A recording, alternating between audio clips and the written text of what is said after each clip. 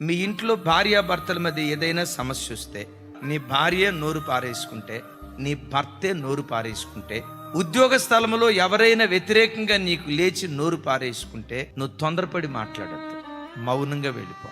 నీ మౌనమే నీకు విజయాన్ని ప్రసాదిస్తుంది. చాలా సందర్భాల్లో మనం ఏం చేస్తామో తెలుసా? ఆయన అంటే నేనెందుకు మౌనంగా ఉండాలా, నువ్వు ఒక ఆకు చదివితే నేను 10 ఆకులు చదువుతానని ఆ మాటకు ప్రతి మాట మాట్లాడటాన్ని బట్టి సంసారాలు విచ్ఛిన్నమైపోతున్నాయి, బ్రతుకులు శూన్యంగా మిగిలిపోతున్నాయి. మాటలతో సాధించలేనిది మౌనంతో నువ్వు సాధించగలుగుతావు. ఎందుకో తెలుసా?